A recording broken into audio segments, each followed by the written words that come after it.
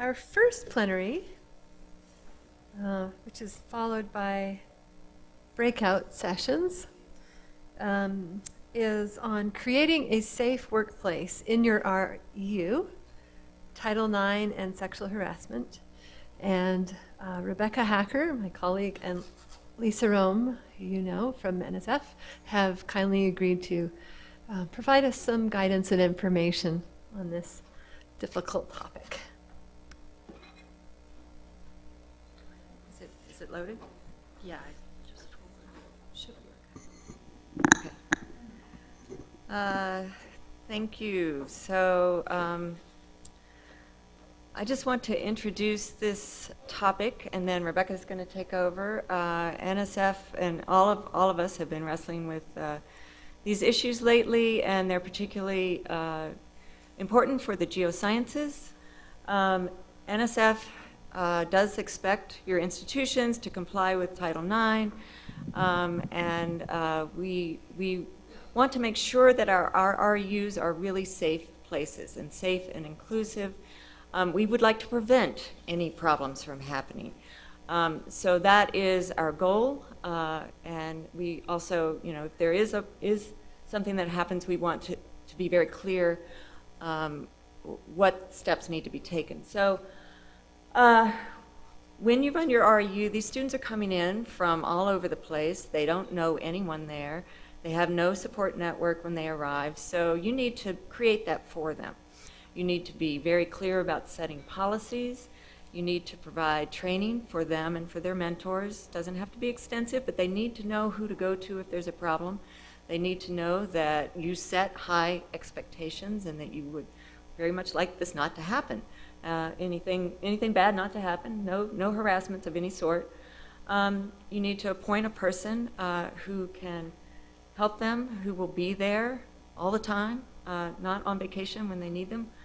And you need to post signs around with policies that are very clear and say, if you have a problem, and we expect this kind of behavior. And you need to follow up quickly if there are complaints. So those are the things that NSF expects for you to be doing in your REUs. And I want to give you an example because I was just on a site visit in Alaska to Toolik Lake, and I thought they did a super job. I don't know if this is the best example, but it seemed to be a very good example, so I'm going to talk about it. Before you go to Toolik Lake, they have people coming from all over the world to Toolik. You have to get on their website, and you go to their harassment training, and you go through the training, and you sign that you finished, and then you have to take a little quiz. And not only do you have to take the quiz, you have to get 100% on the quiz, or you don't get to go. So you can't set foot on their field site before you go through this. And so it just makes it really clear that they're serious. And you get there, and there are signs everywhere. And they introduce you, they have a little orientation session, they introduce you to the person to talk to if you've got a problem. And they also had one unique feature that I hadn't seen anywhere else, and it was the one ask rule. You can ask someone for a date once, and if they don't agree, you can't ask them anymore. So I thought that was pretty clever. So it's just an example, perhaps a way you might want to think about approaching it. It was just very clear that they want to prevent this kind of thing. So. And now I'm going to turn it over to Rebecca. Okay. Well, thank you.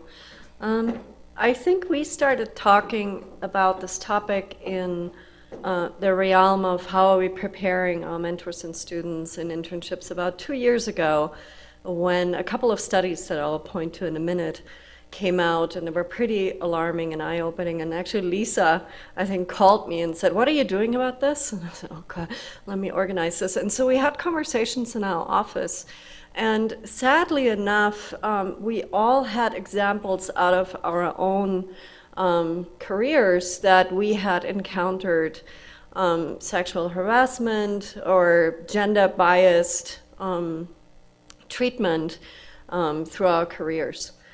And to different levels, to different degrees, but it was I think a good conversation to have and to open up about these things and to say, this is not uncommon. And it's really easy to point to other disciplines or to say, oh, they have a real problem.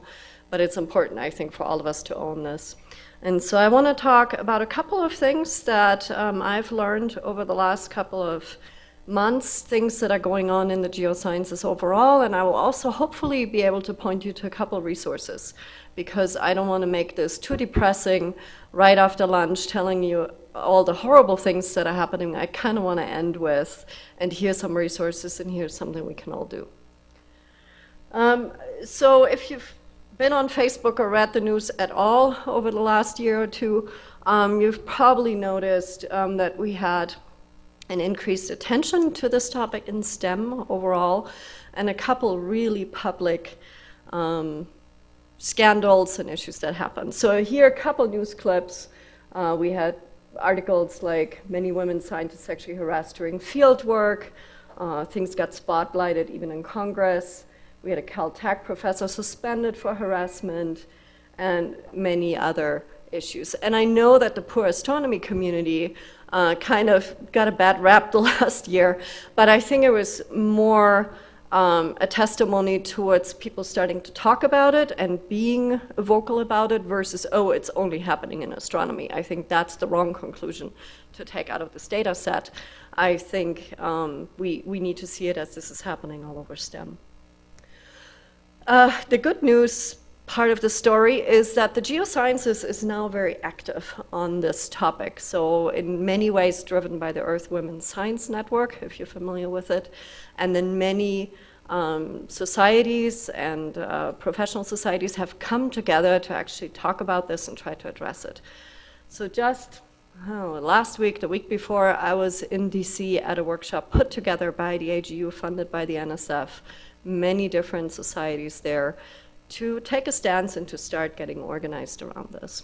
And what was really interesting was, in addition to an overall call and saying this is not okay and we need to change as a community, there were clear calls for including sexual misconduct and harassment as part of scientific misconduct factors, which then would mean that an institution could get suspended for federal funding if this happened on your campus or in your institution.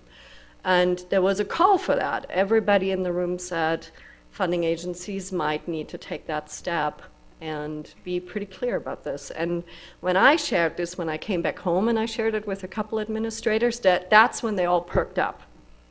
Before, it's always oh yeah, this is really bad, we need to deal with this. But suddenly when it's about money, people start listening. So I think the calls are pretty clear, and I think all of us as a community need to watch this.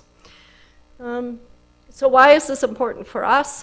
Lisa already mentioned this. We all have to comply with Title IX, and we need to make sure that our students are safe. And I'm not going to read you all the legalese. You will have these slides available later to you. So what can we do? How can we actually move towards positive change in our community?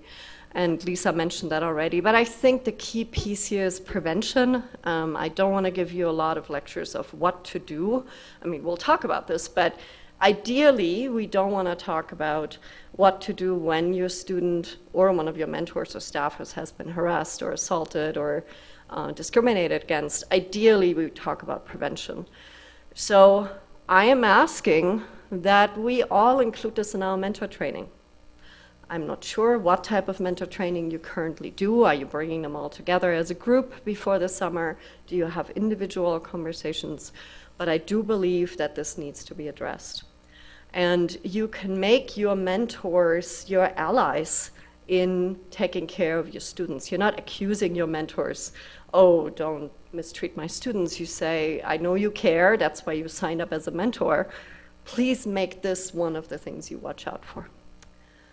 I think we need to be very explicit up front what we consider professional conduct, what is our code of conduct, and explain that in the first week when we start our programs, when the students arrive, and share it with them as well. We also want to be very clear what are our lines of communication, what do you do if you're uncomfortable, who should you talk to, and I like Lisa's idea a lot.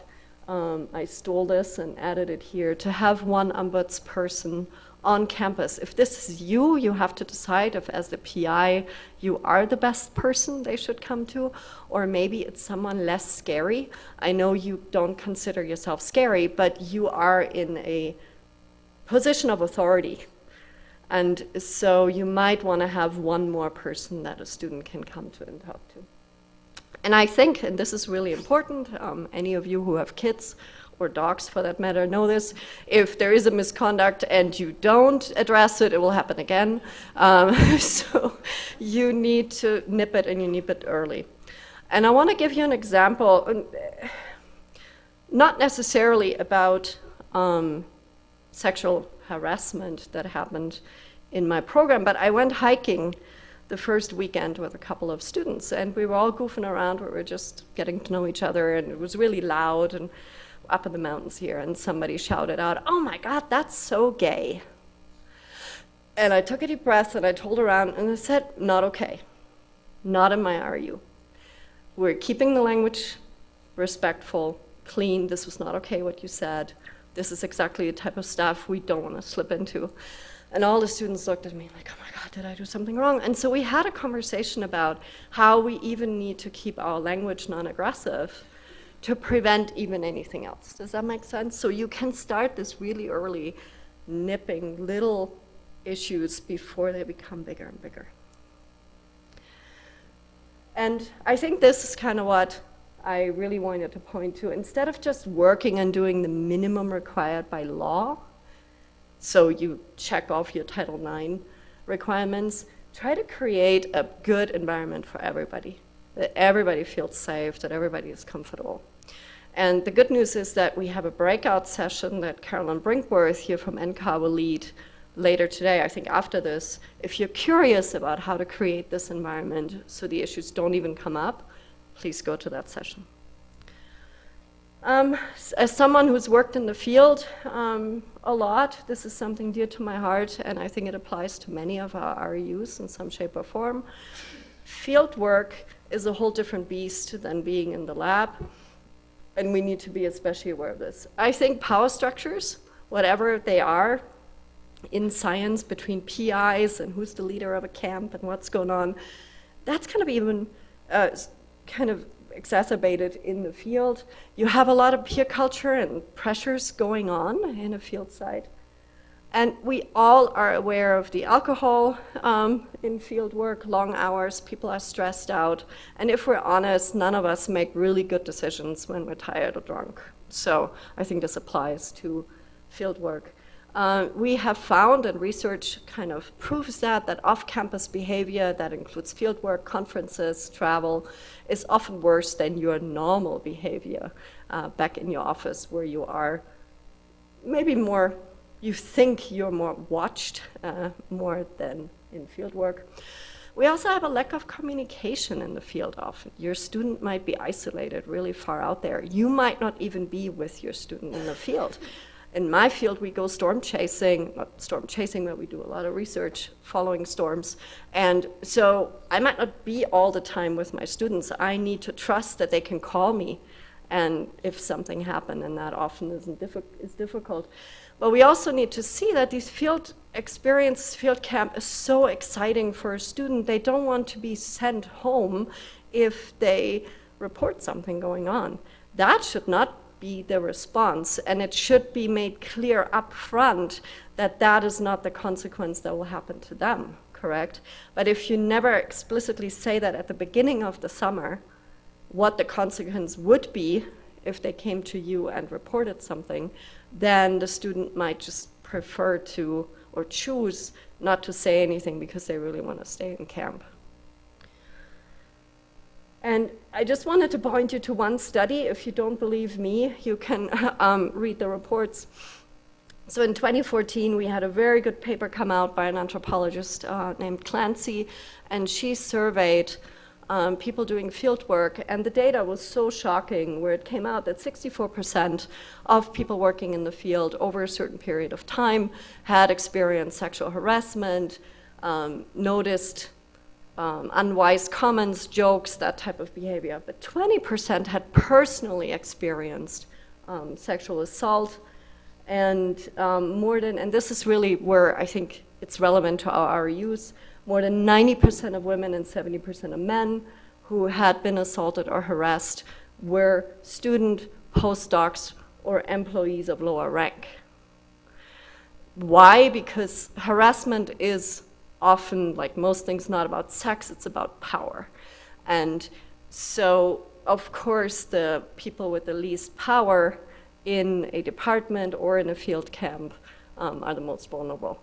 So I think our responsibility as PIs is to make sure that we protect our students from that. And so what do we need to do? We had a lot of discussions at the last workshop about this, and so a couple of the proposals were that harassment needs to be part of a safe environment certificate. I know some of you maybe who work on a shipboard or out in campaigns know this, that you have to certify that people know that they need to wear a harness when they climb up a tower, right?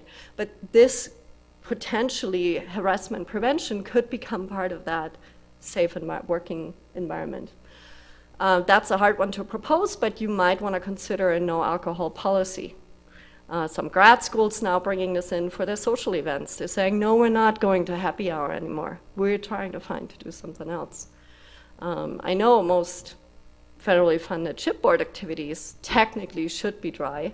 Are we doing that all the time? Are we, for example, in my RU or in my internship, you will not find alcohol at all, and you will never find me drinking even a glass of wine in the presence of students, which is something I don't do. I think we need to stress over and over the role of the PI and mentors in prevention and really putting the responsibility. What Clancy found in her study is that the field experiences that were the safest where the PI took upon themselves to set the tone and the code of conduct. When the PI or the leader said, this is not acceptable, this is what's happening, actually everybody else kind of fell in line. When you silently assume everything will be fine, then people kind of make their own decisions how far they can go. And again, we need very clear instructions, not just in your main RU site, but if you go out in the field and say what to do if something happened. And I want to conclude kind of with some resources. The AGU put together a phenomenal website. It's harassment.agu.org that I encourage you to check out. A lot of the news, the press releases, resources, studies, it's all linked from this website. And this is a collective effort, so if you have other resources you would love to share, please let the AGU know. And I encourage you to check this out. In addition, and that's smaller but maybe helpful, you maybe saw this handout on your tables. We will provide, if you find this useful, we are providing this to you in electronic form. This is something that the UCAR lawyers helped us put together a couple years ago for our internships. And we are handing this out to both mentors and students, not just dry, we're not just handing them a paper, there's a whole 1-hour training around any type of harassment prevention, not just sexual or gender-based, but racial, etc. And then we talk about these legalese a little bit, and we try to make it accessible. We're not trying to make it sound too lawyer talk, but we talk through this. And so everybody who's involved in our internship gets this. So if you don't have something like this already from your own university and institution, see if you want to use something like that. And again, we'll make it available electronically to you so you can easily adapt it and maybe check with your institution's policies and kind of update it or adapt it in a way that it fits your needs. That's kind of where I want to stop. And I think we have about 5 minutes if somebody would like to share something here, and then again pointing out to the breakout session for like a deeper discussion after this. Hi. Thank you very much. I am an astronomer, and in fact, I am on the council of the American Astronomical Society. All three of those headlines in the middle there, and 4 out of the 5 headlines that Rebecca showed earlier are all in the field of astronomy. We are very, very much aware of this, and in a sense, I want to call this out for a couple reasons. First of all of you, please continue to hold our field and every other field in as much scrutiny as possible, because we are just starting, in astronomy at least, to bring these things out to light for things that have been happening that are going on for a very, very long time. And I'm really glad that this is happening. We, as American Astronomical Society, have been changing our ethics rules now to allow a certain reporting policy that may wind up costing us hundreds of thousands of dollars a year for legal fees and so forth for membership behavior at our conferences, but we don't mind because that's really important. It's something we need to do. We are trying to bring as much of this information out to light as possible, and larger organizations such as AGU, the more you all do this, the easier it is for us in the smaller fields like astronomy to really keep moving this stuff forward. I think it's very, very important, and keep us posted. We welcome the opportunity to talk to you all, and this has been great. I think we have members of our society who attended the AGU workshop just a few weeks ago. So yeah, this is a really, really big thing. And then another point, ironically, at the Museum of Natural History, American Museum of Natural History, where we have our REU site, the head anthropologist was recently fired for having sexually harassed a coworker to the level of approaching sexual assault. So this is a problem that's very significant. We really thank you for bringing this forward and keep bringing it forward. I don't have a question about this right now, but I just wanted to make that point, and please have everybody be aware how important this is. Our REU students this summer, for the first time, all took a sexual harassment course brought in to the museum by the museum in order to make that work. So we'll go from there. Thanks. I have a question and a call for feedback. So we do a lot in our REU about sexual harassment. We have a very formal government EEO trainer come in and talk to our mentors and our students about Smithsonian Institution's official policies on sexual harassment, official reporting, channels, just like you have here, like the real strict deal. And we do that the very first day, day 1 of the program. But then I've been doing something else the last many years. And in my REU's in its second implementation. And I'm trying to make this something that I potentially export to other REUs. And so I'm interested if anyone wants to come up and talk to me later to get feedback. I run a professional development workshop called Race, Power, Gender, What Graduate School is Really Like. And it's towards the end of the program when we feel comfortable as a group and we've bonded as a group. And it's very discussion-based, and the students talk about their own experiences. But I try to go into my own, we've all collected stories, right? We all know a lot of stories, real stories, of what actually happened to us or actually happened to our friends or our colleagues. And every year I hear new stories, and I share those stories. I remove the names, but I share those stories of real situations that graduate students are put into. And I don't judge. I don't say, you're a bad person if you are having sex with your PhD advisor. But I ask them to think about what the consequences of that might be, and to be ready for the worst.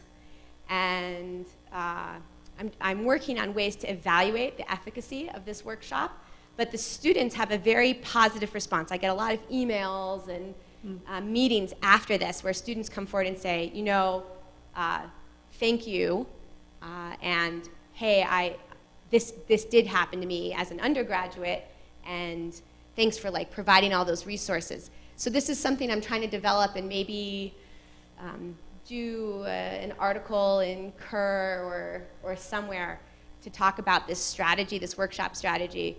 I feel as empowered to change the overall culture of my field as I do to prepare these students for what they might face, and so that they're better able to act in their own self-interests. And so I just mentioned this. If anyone is doing something similar or wants to know more, I just ask for your feedback or for your feedback on something as touchy-feely as that. Thank you. If no one else is at the mic, I will do one interesting follow-up. I realize I do have a question after all, if that's okay. Okay. There is resistance in the field. And I'll just talk about astronomy because I know it. Again, as council, we have lots of conversation.